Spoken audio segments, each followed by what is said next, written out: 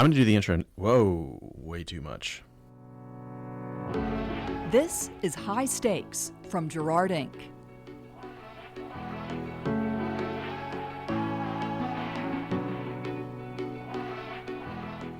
I'm going to do the intro now. Okay. So that I don't forget later. And I can edit this faster later. I'm David Schifrin with Jarrard Inc. on the High Stakes podcast. This is our first reaction pod, as they call it. I'm sitting with Dan Schlacter, who is a vice president in our health services practice. And we are here to talk about a survey that is going to come out in just a couple of days. By the time you're listening to this, it will probably be out, and you can find out more at jarrardinc.com.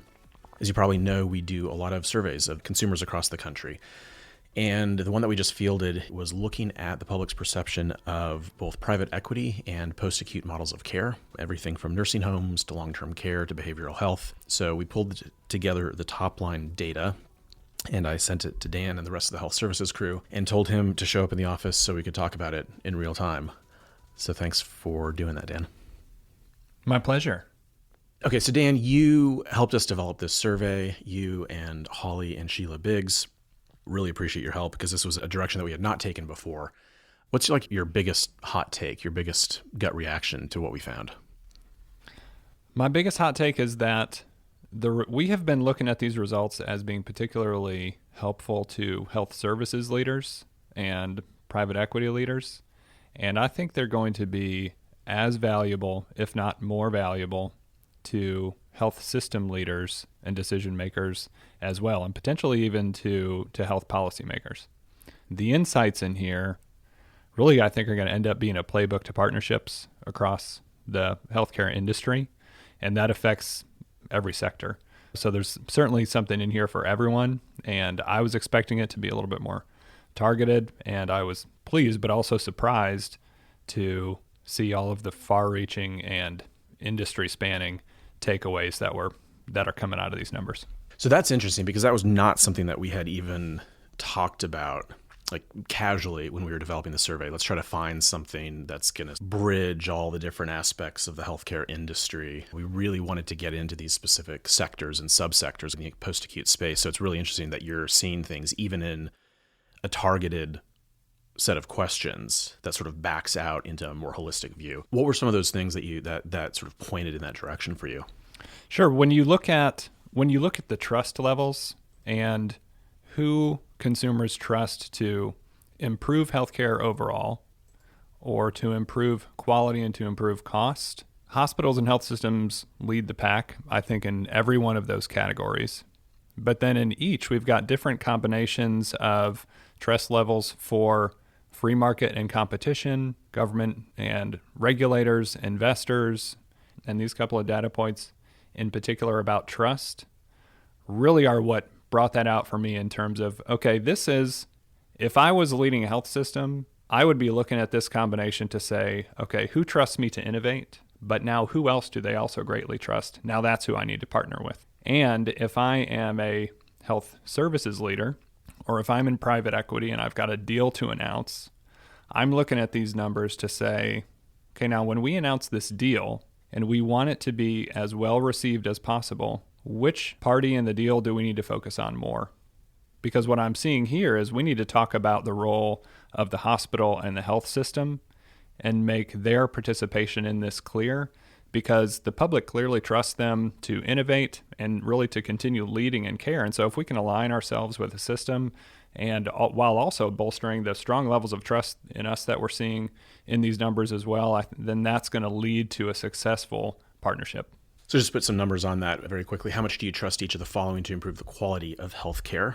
Hospitals and health systems lead the pack, as Dan said, at just a shade under 70%. And then we have government lawmakers and regulators down at the bottom at 34%. And there's a whole range in between that. The other questions we asked on that were, how much do you trust each of the following to lower the cost of healthcare? And frankly, the numbers there were not great. Hospitals, No. I think Nobody really trusts anyone to lower the cost of healthcare, which is, you can take that as you will. I don't know if anybody is really trying to lower the cost of healthcare. That's a fair point. And then who do you trust to innovate in healthcare? And again, in their hospitals and health systems, a little bit lower than that 69, 70%, but still up in the 2/3 range. What about the cost, though, Dan? I mean, laughing about that, but it's a key sticking point. And of course, we know that there's a need to reduce the cost. There's the need to take cost out of the system, and there's a need to make healthcare more affordable for patients. And we would hope that the free market and competition and investors, private equity with maybe a more flexible model would have the ability to do that. But clearly people are pretty skeptical, and I think rightly so. So what does this tell us about cost and if there are any opportunities there? One thing it tells us is that everybody's got room to improve. And so as healthcare leaders and decision makers and investors are looking for windows to gain ground, to strengthen their market position, I think just understanding that there is open space in the market right now to gain some share in terms of who trusts me on cost. Because there's not a whole lot of trust out there to begin with, and that means there's a lot on the table for somebody to grab. So if I'm one of those folks, I'm looking at who do we trust to improve healthcare and who do we trust to innovate, and I'm packaging what I'm doing as innovation or improvement. And as I'm doing that, also talking about how that affects cost. Because if you can just be out there talking about it, that's job one. So what are we doing? How is it improving cost? And then we want our different stakeholder groups to begin associating us with that message. But there's clear opportunity, and there's also clear levels of trust that we can take advantage of around just broad improvements in the industry and in innovation. And I think that innovation number is key, along with these combinations of, okay, now who can I partner with to share these innovations and talk about what we're doing? Okay. I want to keep going with the cost, particularly in the context of specific areas of post-acute care. But before I do that, we build this as your hot take. So any other hot takes before we move into those specific subsectors? I'm always weary of labeling something a hot take. Yeah, so I'll just say this is something that is in my brain. A reaction I had to this was looking at the government, lawmakers, and regulators. They're at the bottom of pretty much everything, which is not surprising. But if I'm a government official looking for ways to improve healthcare and certainly ways to reduce the cost of care, I'd embrace the role here and know that we cannot lead with this being a government solution, because there's not a lot of trust there. People aren't really expecting it. Certainly people understand that government has the power to do some things, but I would be looking at these numbers and saying, okay, how can I partner with hospitals and systems? How can I partner with the free market? How can I partner with investors who do have leverage here, both to make a difference, to innovate, to make change? How can we work together to actually implement some things that are going to be beneficial to the industry? Because ultimately, we know through our work that providers are out there every day, health services organizations are out there every day, healthcare investors are out there every day, trying to solve substantial problems within the industry. And if we can effectively partner with regulators to understand what are those problems that we can really take advantage of and solve and work together on this, that's really where the solutions are going to come from. Everybody bringing their best to the table. And so when I looked at the numbers and saw all of the low figures for government lawmakers and regulators, I was just like, you know what? This should be a call to action for everybody who is in that role, who wants to make a difference. We need to be bringing a partner mindset to the table, not a regulatory mindset. Which it's interesting too, Dan, because I guess a couple of things. One, we also asked in the context of nursing homes and then like post-acute rehab facilities, whether or not people think whether those particular subsectors should face additional regulatory, it should be regulated more than they are now. And in the case of nursing homes, about 60%, just under 60% of people said, yes, nursing homes need more regulation. And then it was about 50-50. No, I'm sorry. It was only 40% on post-acute care.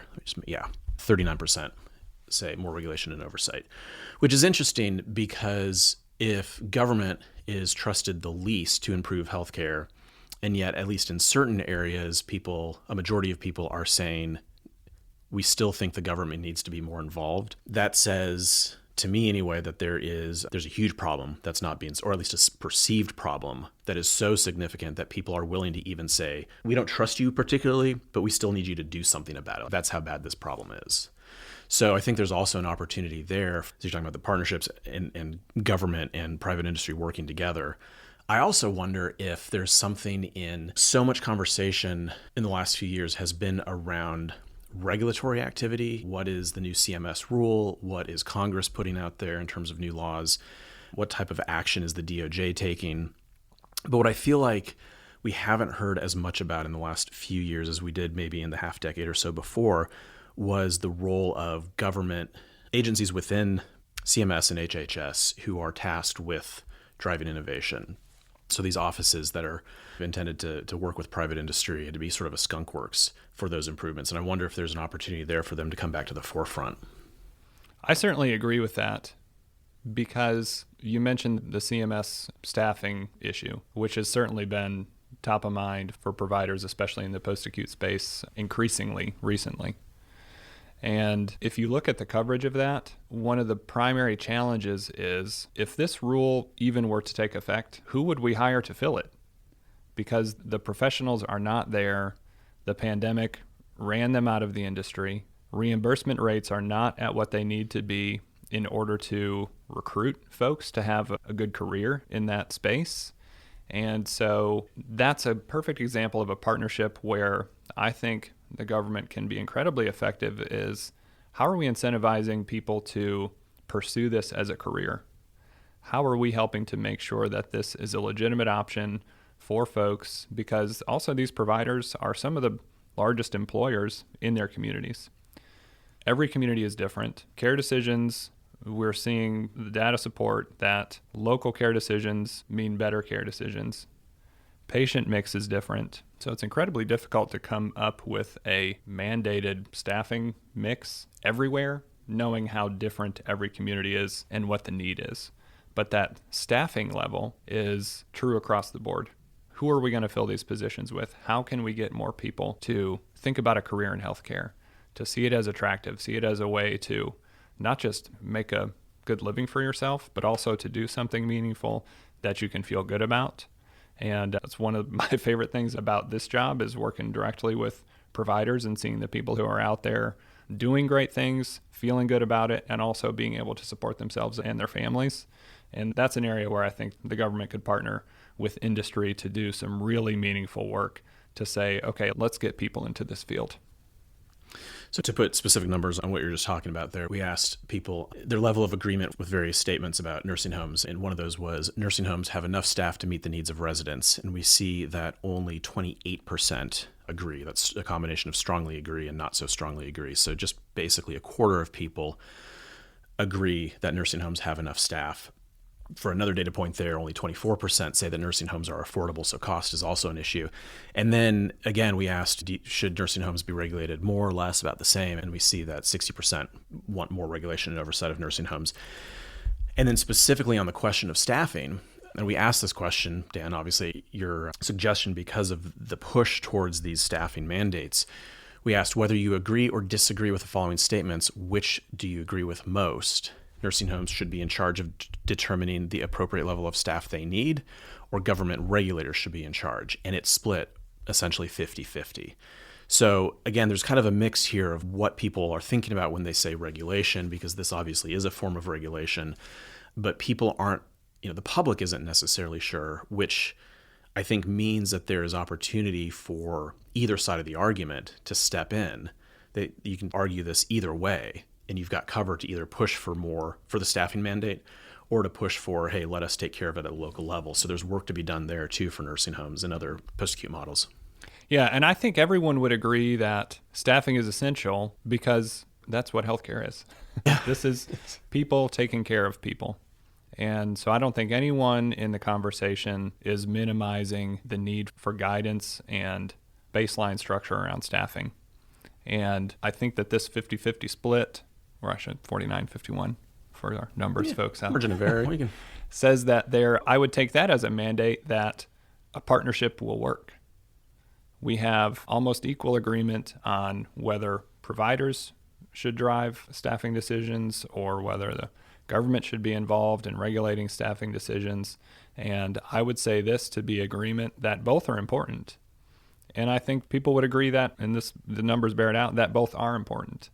But where the question comes down to is what's the level, what's the role for each, and how specific are we getting with those requirements, and are we allowing for the necessary flex from facility to facility and community to ensure that we've got the right level of guidance in place, but it's flexible enough for providers to say, hey, I know this community, and this is the team that I need to assemble to best care for these patients.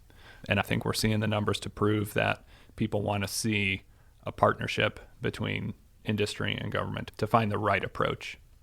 So what you're saying, Dan, if I'm hearing you correctly, is that having a reasonable, thoughtful conversation, not being strident and black and white, and actually trying to find some common, flexible middle ground where everybody is addressing sort of the concerns, might actually be a productive way forward to solve some problems.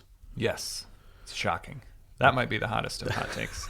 I would also, another thing I see in these results is that if you don't have a government affairs team, if you don't have a public affairs team, or if you're not having conversations with your elected officials and policymakers at the local level, you've got a problem, because you need to have a relationship with those folks because they're the ones making decisions here. I think that people would be surprised at how open these decision makers are and elected officials are to getting to know the providers in their area, especially those like our healthcare providers who you're providing a lot of jobs in the community. You're changing people's lives, doing very important things, and I think the door is open there. So if people aren't pursuing that, that's a strategic error.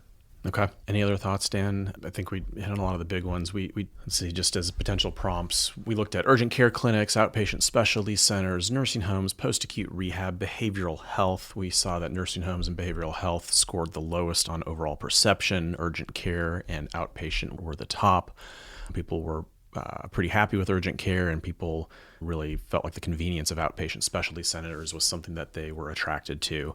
It's a very quick rundown of basically one huge graph that folks will be able to see in the report. But anything else before we wrap up that caught your attention? Something that caught my attention is that consumers are clearly becoming savvy to all of the various sites of care that they can choose from. And I think that points to providers doing a good job of defining themselves in the market, with the exception of nursing homes. And we phrased it this way in the survey purposely to ask questions about nursing homes and also about post-acute. There is a brand problem with nursing homes that has been around for ages. It was magnified by the pandemic and all of the coverage of nursing homes and skilled nursing and post-acute centers that took place there. And that bears out in the numbers here. So another big takeaway here is if you are branding yourselves just as a nursing home or allowing your community to perceive you just as a nursing home, and I don't mean to be offensive by saying just as a nursing home, but that phrase does not do well. It's a loaded in phrase the public eye anymore. And so our research outside of this survey, just experience in this sector, has also shown that people don't really know what a nursing home is. They think it's any number of things. It's a catch-all phrase. And there's a big opportunity. And when you see the swing in numbers between nursing home questions and post-acute rehab questions, and certainly there's nuance there, but it's significant. And so if I'm a provider in this space, I'm going to be very purposely talking about who we are, who's my team, what specific kind of services are we providing, because the public is open to that. And when you start to get specific about the work you do and who you serve, those numbers change pretty quickly. So that's something I think that a lot of folks are going to benefit from in reviewing this. Awesome. Dan, I appreciate you taking the time. Folks can get the report at jarrardinc.com, jarrardinc.com. If you're interested to know more about the work that Dan and the health services team does, you can find out all about that at the website as well. You'll see information for the health services practice and a lot more to come out of this. We plan on continuing the research, taking these findings and using them to inform future surveys to dig even deeper into these various sectors. So it'll be fun. Thanks, Dan. Thanks, David.